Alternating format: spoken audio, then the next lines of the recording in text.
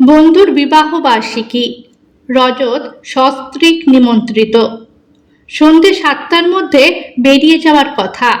এখন 7টা 25, অথচ এখনো তৈরি হয়ে উঠতে পারেনি মল্লিকা। রজত তাড়া দিচ্ছে, কিন্তু মল্লিকার কোনো হেলদোল নেই। ভেতর থেকে মাঝে মাঝে শুধু বলে চলেছে, এই তো হয়ে গেছে। এই করে আরো মিনিট 5 পেরোনোর পর সুসজ্জিতা মল্লিকা বেরিয়ে এলো। কায়দা করে শাড়ির আঁচলটা ধরে বলল, শাড়িটা পরে কেমন লাগছে আমায় বলো তো। এতটা দেরি করার জন্যে মনে মনে রেখেছিল রজত, তবু বেরোনোর সময় আর বকাবকি করতে ইচ্ছে করলো না। আলতো হেসে বলল, বেশ ভালো লাগছে। মুচকি হাসল মল্লিকা। শাড়িটা কার জানো? জুতোর ফিতে বাঁধতে বাঁধতে রজত বলল, কার আবার? তোমারই। নিশ্চয়ই বাবা কোনো সময় দিয়েছিলেন। মোটেই না। এমন ব্ল্যাক আর সি গ্রিন কম্বিনেশনের কোনো শাড়ি আমার আছে নাকি? এটা দীপিকাদির শাড়ি। শাড়িটার আমি একদিন প্রশংসা করেছিলাম, তাই আমি তোমার বন্ধুর ম্যারেজ অ্যানিভার্সারিতে যাব শুনে জোর করে দিয়ে গেল বিকেলে। দীপিকাদির তো চেহারা আমার থেকে ভালো, তাই ব্লাউজটায় একটু সেলাই দিতে হলো। এই জন্যই একটু দেরি হয়ে গেল। একটু নয়, অনেকটা দেরি হয়েছে। এবার চলো। পায়ে চটিটা গলাতে গলাতে মল্লিকা বলল, জানো, দীপিকাদির মনটা খুব ভালো। আমি ভাগ্য করে এমন প্রতিবেশী পেয়েছি। তা ঠিক, তুমি একজন ভালো বন্ধু পেয়েছ। তা যা বলেছ। ট্যাক্সিতে উঠেও দীপিকাদির প্রশংসাই করে চলেছে মল্লিকা। ইচ্ছা না থাকলেও শুনতে হচ্ছে রজতকে। আসলেও ভদ্রমহিলা মল্লিকার সঙ্গে খুবই ভালো ব্যবহার করেন। পাশাপাশি বাড়ি, শুক্তো বা কচুর শাকের মতো পদ রেঁধে দিয়ে যান মাঝে মাঝে। মল্লিকাও শুধু নিয়ে থাকে না, কোনোদিন নবরত্ন, কোনোদিন বা দই ফুলকপি করে দিয়ে আসে। এতদিন এসবই চলছিল, এখন আবার শাড়ি পরতে দেওয়া শুরু হলো। যাই হোক, এ নিয়ে মাথা ব্যথা না করাই ভালো রজতের। বরং একটা কথা ভেবে ভালো লাগছে, রোজ দীপিকা বৌদির সঙ্গে গল্প করে মল্লিকার কিছুটা সময় অন্তত কেটে যায়। তা না হলে হয়তো নিঃসঙ্গ লাগতো ওর। দেখতে দেখতে প্রায় 2 বছর হতে চলল মল্লিকার বিয়ে হয়েছে। হানিমুনে দার্জিলিং যাওয়ার পর আর কোথাও তেমন বেড়াতে যাওয়া হয়নি ওর। হঠাৎ করেই প্রস্তাবটা রাখলেন দীপিকাদি। দুটো ফ্যামিলি একসঙ্গে পুরী যাওয়ার প্রোগ্রাম হলো। সজল তারও খুব আগ্রহ। রজত ভেবে দেখলো, এখনো কোনো বাচ্চা না নেওয়ায় ওরা ঝাড়া হাত পা। এখন ঘুরে এলে মন্দ হবে না। তাছাড়া শুধু দুজনে যাওয়ার থেকে একসাথে দুটো ফ্যামিলি গেলে ভালোই লাগবে। সবাইকার আগ্রহে তাড়াতাড়ি রিজার্ভেশন করা হয়ে গেল। দেখতে দেখতে 1.5 মাস পেরিয়ে গেল। লাগেজ গুছিয়ে বেরিয়ে পড়ল ওরা। দীপিকা ও সজল বসুর 2 ছেলে, রনি আর বনি। দুজনের সঙ্গে বেশ ভাব মল্লিকার। বেড়াতে যাওয়ার নাম শুনেই ওরা বলেছে, আমরা মল্লিকা আন্টির সঙ্গে ঘুরবো। পুরীতে এসে মল্লিকাকে ছাড়তে চায় না রনি বনি। শেষে দীপিকা বসু ছেলেদের বুঝিয়ে সুঝিয়ে একটা শর্ত করলেন। বললেন, সারাদিন ওদের দৌরাত্ম্য সহ্য করে আমিও ক্লান্ত, তাই সকালের দিকে মল্লিকার সঙ্গে ঘুরবে রনি বনি আর সজল। আমি থাকবো রজতদার সঙ্গে। তাতে আমার একঘেয়েমি কিছুটা কাটবে। তবে সন্ধ্যের সময় মল্লিকা ঘুরবে রজতদার সঙ্গে, আর আমি আমার ফ্যামিলি নিয়ে ঘুরবো। মায়ের সারাদিন বকুনি শুনতে ভালো লাগে না রনি বনির, তাই সকালটা আন্টির সঙ্গে ঘুরবে জেনে খুব খুশি হলো ওরা। এইভাবেই কেটে গেল 3টে দিন।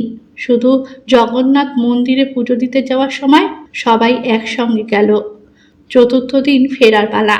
এই 3টে দিনে সজলতার সঙ্গে মল্লিকার সম্পর্ক অনেকটা সহজ হয়েছে। দীপিকাদি তো আগে থেকেই কথা বলতেন রজতের সঙ্গে। এখন অবশ্য আরও সহজ হয়েছে রজত নিজেও। 3টে দিন কোথা দিয়ে যেন কেটে গেল। ব্যাগ গোছাতে গোছাতে মল্লিকা বলল, এখন মনে হচ্ছে আরও একটা দিন বেশি থাকার প্রোগ্রাম করলে মন্দ হতো না বলো? রজতও একই কথা বলল, সত্যি এখন আমারও তাই মনে হচ্ছে। এত ভালো লাগবে তা ভাবিনি আসার আগে। পুরী থেকে ফেরার পর একটা জিনিস লক্ষ্য করছে মল্লিকা। আগে ও যখন দীপিকাদির প্রশংসা করত, তখন চুপচাপই থাকতো রজত। ইদানিং কিন্তু রজত নিজের থেকেই দীপিকাদির প্রশংসা করে। গতকাল রসগোল্লার পায়েস করে দিয়ে গিয়েছিল দীপিকাদি। রজতকে একটু বেশি বাহবা দিল। বলল, দীপিকা বৌদির বেশ গুণ আছে, যেমন মিশুকে তেমনই ভালো রান্নাবান্নাও করতে পারে। এখন মাঝে মাঝেই রজত দীপিকা বৌদির প্রশংসা করে। রজতের মুখে দীপিকাদির এত প্রশংসা শুনে ভালো লাগছে না মল্লিকার। এই নিয়ে মনকে বুঝিয়েছে, কিন্তু যতই ব্যাপারটা হালকাভাবে নেবে ভাবছে, কিছুতেই নিতে পারছে না। মনে মনে কিছুটা জেলাস ফিল করছে। মনের খুঁতখুঁতানিটা বাড়ল দীপিকাদির কথায়। বিকেলবেলায় এসে বললেন, কি গো, রসগোল্লার পায়েস ভালো লেগেছে তোমার? মল্লিকা বলল, খুব সুন্দর হয়েছে। রজতদা খেয়ে কি বলল? মনের ভাব গোপন করে মল্লিকা বলল, ওরও ভালো লেগেছে। তবে তুমি রোজ রোজ এত কিছু দিও না, আমি তেমন কিছু করে দিতে পারি না, তাই খারাপ লাগে। দীপিকাদি হাসলেন, এসব কি বলছো তুমি? এত হিসাব করে কোনো সম্পর্ক চলে? আমার তো ইচ্ছা আরো বেশি করে রাখবো তোমাদের জন্য। এবার ডিসেম্বরে সবাই মিলে দীঘা যাব। বেড়াতে যেতে ভালোই লাগে মল্লিকার। একসঙ্গে পুরী গিয়ে খুব আনন্দ হয়েছিল। তবে ইদানিং কেমন যেন মনটা খুঁতখুত করে দীপিকাদির এই অতি মিশুকে স্বভাবের জন্য। রজত এখন খুব সহজভাবে দীপিকাদির সঙ্গে গল্প টল্প করে। দীপিকাদির আগ্রহটা যেন একটু বেশি। ধুত, এসব কি ভাবছে মল্লিকা? নিজের মনকে শাসন করলো ও, তবু খিচখিচিনিটা মনের মধ্যে রয়েই গেল। মল্লিকারা দুই বোন। দিদি মনিকার বিয়ে হয়ে গেছে 6-7 বছর আগে, থাকে দুর্গাপুরে। ফোনে যোগাযোগ থাকে, তবে আসা যাওয়া খুবই কম। বছরে একবার একে অন্যের বাড়ি যায়। শ্বশুর শাশুড়ি দেওর ছেলে নিয়ে ভরা সংসার দিদির, আসতে সময় পায় না। মল্লিকা যায় না বলে অভিযোগ করে, তবে ওরও যাওয়া হয়ে ওঠে না রজতের ছুটির অভাবে। ডিসেম্বরে একবার করে যায়। পুজোর সময় আসে দিদি। বাবার শরীর ভালো নয়, সেই কারণে মা বাবা তো তেমন আসতেই পারেন না। মল্লিকা নিজে গিয়ে দেখা করে আসে মাঝে সাঝে। রজতের মা বাবা কেউই বেঁচে নেই। এক দাদা সপরিবারে থাকে দিল্লিতে, সেই বিয়েতে এসেছিল। এই 2 বছরে আর আসেনি। বিশেষ আত্মীয় স্বজন নেই মল্লিকারও, তাই বাড়িতে আর কেউ আসে না বললেই চলে। আজ সকালে বিছানা ছেড়ে উঠেই থলি হাতে বাজারে চলে গেল রজত। যাওয়ার সময় বলে গেল, এসে চা খাবো। মল্লিকা তো অবাক, এত সকালে বাজার যায় না কোনো দিনই রজত, আজ হলো কি? ঘণ্টাখানেক পর ফিরল। বাড়ি ঢুকে বলল, হঠাৎ করেই প্রোগ্রামটা হয়ে গেল। আমার 4 জন অতিথি আসবে, তুমি জমিয়ে রান্না করবে আজ। ভালো ইলিশ পেয়েছি। আজকের মেনু হবে সরু চালের ভাত, বেগুন ভাজা, খাসির মাংস, ইলিশ ভাপা আর খেজুর কিশমিশ দিয়ে টমেটোর চাটনি। এমন রাত বেজে খেয়ে যেন আমার গেস্টদের তাক লেগে যায়। সবই বুঝলাম, কিন্তু গেস্টরা কোথা থেকে আসবে সেটাই তো জানলাম না। ওটা এখন বলবো না, এলে দেখতে পাবে। প্লিজ জানার জন্যে আর জোর করো না আমাকে। মল্লিকা বলল, বেশ, তুমি যখন সারপ্রাইজ দিতে চাইছো তখন আর জানতে চাইবো না। তুমি চাটা করো এবার, আমি আজ অফিস যাব না। চা খেয়ে তোমাকে কিছুটা হেল্প করতে পারি। মল্লিকা হাসল, অত উপকার করতে হবে না। পদ্মাদি মাছ মাংস ধুয়ে পেঁয়াজ রসুন কেটে দেবে, আমি রান্না করে নিতে পারবো দিব্যি। বেলা 10টা নাগাদ আবার বাইক নিয়ে বেরিয়ে গেল রজত। বলল, আমি আধ ঘন্টার মধ্যে ফিরে আসছি। মল্লিকা রান্নাঘর থেকে হেঁকে বলল, দেরি করো না, তোমার গেস্টটা আসার আগেই যেন চলে আসবে। রজত বলল, ওরা হয়তো 11টা নাগাদ আসবে, আমি তার অনেক আগেই চলে আসব। সত্যি আধ ঘন্টা পরেই ফিরে এলো রজত। মল্লিকা রান্নায় ব্যস্ত। ঘর মুছতে মুছতে উঠে দরজা খুলে দিল পদ্ম। রজত 2টো শপিং ব্যাগ নিয়ে ঢুকে পড়তে যাচ্ছিল ঘরে। ঠিক সেই সময় রান্নাঘর থেকে বেরিয়ে এলো মল্লিকা।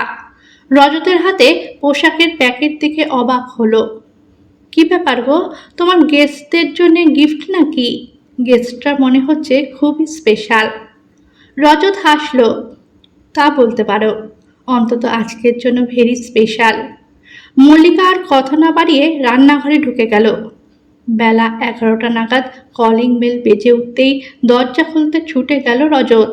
কিন্তু এ কি দেখছে মল্লিকা, হাতে দুটো শপিং ব্যাগ আর মিষ্টির প্যাকেট নিয়ে বাড়িতে ঢুকলো দীপিকাদি, সজলদা, বনি আর রনি।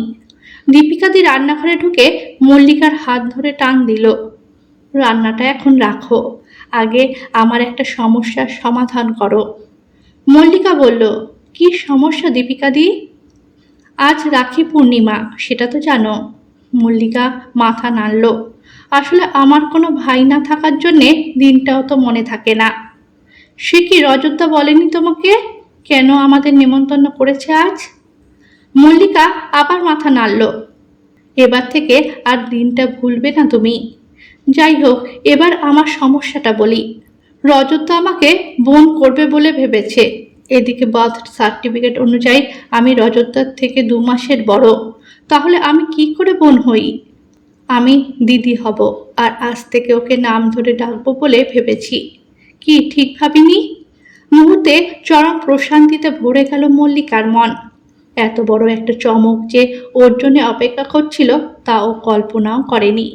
ও হাসতে হাসতে বলল, ওটা তোমাদের ভাই বোনের ব্যাপার, তবে নিয়ম মেনে ধরলে তুমি দিদিই হবে। দীপিকাদি লাফিয়ে উঠল, এই তো আমার সাপোর্টার পেয়ে গেছি। আরে তোমার তো অসুবিধা নেই, তুমি রাখি পরালেও তোমার সজলদা দাদাই থাকবে। তবে তোমাকে বোন হিসেবে পাবে বলে খুব এক্সাইটেড তোমার সজলদা। মল্লিকা ছুটে এলো রজতের কাছে, ফিস ফিস করে বলল, আমার জন্য রাখি এনেছো তুমি? রজত মুখ টিপে হাসল, হ্যাঁ ম্যাডাম, রাখি গিফট সব এনেছি। আমি দীপিকাদির জন্য শাড়ি এনেছি, আর তুমি সজলদাকে দেবে বলে পাজামা পাঞ্জাবি। দীপিকাদি বললেন, তুমি 2টো প্লেট দাও আমাকে, মিষ্টিগুলো সাজিয়ে ফেলি। আগে রাখি পরানো হয়ে যাক, তারপর না হয় দুজনে মিলে রান্না সেরে ফেলবো। মল্লিকা হাসতে হাসতে বলল, রান্না যা বাকি আছে আমি সেরে ফেলবো, সেখানে আমার ননদিনীকে আর হাত দিতে হবে না। দীপিকা বসু হো হো করে হেসে উঠল। সজলবাবুর হাতে রাখি পরিয়ে মল্লিকা বলল, আজ থেকে আমি আর আপনাকে সজলদা আর আপনি বলবো না, দাদা ভাই বলবো, আর তুমি বলে ডাকবো, কেমন? সজলদা বললেন, এতে আমি ভীষণ খুশি হব। দীপিকা বললেন, আমি তো ঠিক করেই নিয়েছি যে এবার থেকে রজতকে আমি নাম ধরেই ডাকবো, আর ও আমাকে দিদিভাই বলবে। দিদিভাই ডাকটা শুনতে আমার ভীষণ ভালো লাগে। রজত বলল, ঠিক আছে তাই হবে, আমারও তো কোনো বোন বা দিদি নেই, আজ থেকে দিদিভাই পেলাম। রনি বনের উপস্থিতিতে হৈ হৈ করে কেটে গেল সারাটা দিন। সন্ধ্যের সময় বাড়ি গেলেন দীপিকাদিরা। যাওয়ার সময় দীপিকাদি বললেন, এরপর ভাইফোঁটার অনুষ্ঠানটা হবে আমাদের বাড়িতে, আর পরের রাখির দিন আবার তোমাদের বাড়ি। এইভাবেই চলবে প্রতি বছর। রজত বলল, সেটা বেশ ভালো হবে দিদি ভাই। সারাদিনের হই হুল্লোড়ের পর ওরা চলে যেতে বাড়িটা বেশ ফাঁকা ফাঁকা লাগছে। রজত এমন একটা দিন উপহার দেওয়ায় ভীষণ খুশি মল্লিকা। ওর চোখে মুখে উচ্ছ্বাস উপচে পড়ছে। রজত মল্লিকার হাতটা টেনে নিয়ে বলল, কেমন চমক দিলাম আজ? মল্লিকা আবেগতাড়িত গলায় বলল, সত্যি আজ তুমি যে সারপ্রাইজ গিফটটা দিলে আমাকে, সেটা আমার জীবনের সেরা সারপ্রাইজ গিফট। আমি এর জন্য তোমার কাছে কৃতজ্ঞ। রজত বুকের মধ্যে মল্লিকাকে টেনে নিয়ে বলল, তাহলে আমারও তো গিফট চাই এক্ষুনি একটা। মিষ্টি হেসে রজতের গালে ঠোঁট ছোঁয়ালো মল্লিকা।